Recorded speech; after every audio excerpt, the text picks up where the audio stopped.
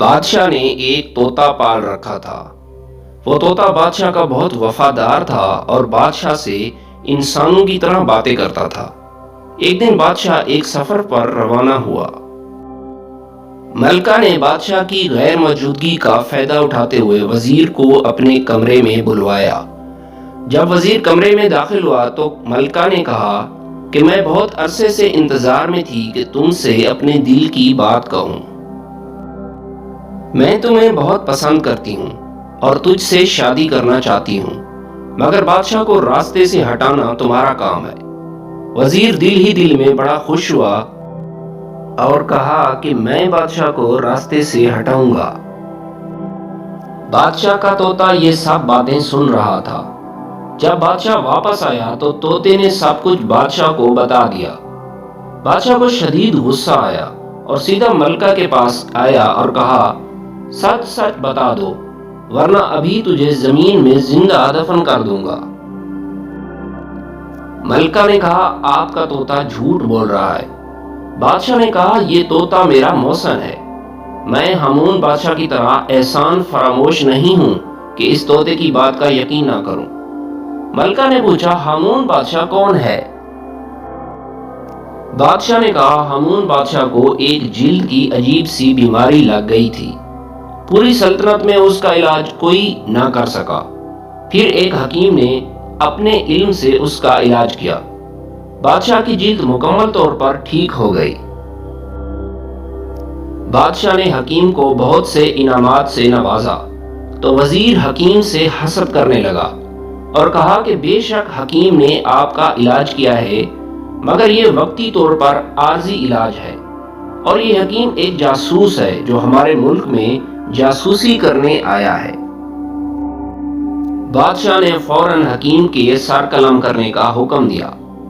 حکیم نے کہا، اگر آپ نے مجھے مارنے کی ٹھان ہی لی ہے تو میری آخری خواہش ہی پوری کر دیں۔ بادشاہ نے کہا، تمہاری کون سی خواہش ہے؟ حکیم نے کہا، مجھے مارنے کے بعد میری کھوپڑی کو اپنے سامنے رکھ لینا اور میری کتاب کا صفحہ 120 پڑھنا۔ حکیم کی آخری خواہش پوری کی گئی اور بادشاہ نے اس کی کھوپڑی اپنے سامنے رکھ کر حکیم کی کتاب کا صفحہ 120 پڑھنے لگا، مگر وہ صفحہ چپٹا ہوا تھا۔ ہامون بادشاہ نے اپنی لاب دہن سے صفحہ کھولنے کی کوشش کی۔ کتاب کے صفحے پر لگی زہر نے بادشاہ کو تکلیف میں ڈال دیا اور وہ تڑپنے لگا۔ تو کھوپڑی سے آواز آئی کہ میں تمہارا محسن تھا اور ایک موذی مرض سے تم کو نجات دی، مگر تم نے مجھے ہی مار ڈالا۔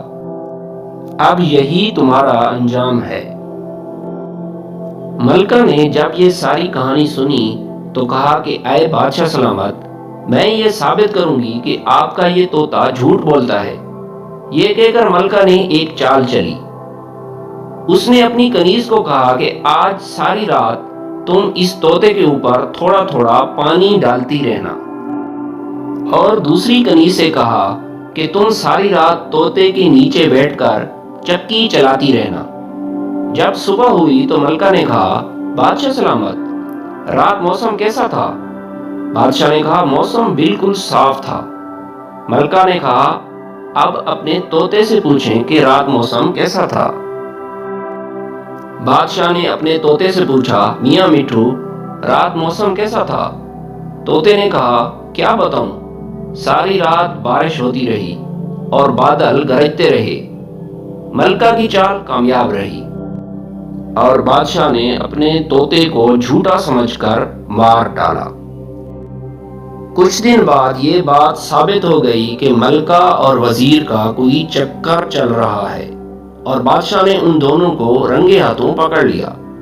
بادشاہ نے اپنے جوتے اتارے اور اپنے ہی سر میں مار کر کہا، افسوس کہ مجھ میں اور ہامون بادشاہ میں کوئی فرق نہ رہا اور میں بھی احسان فراموش رہا۔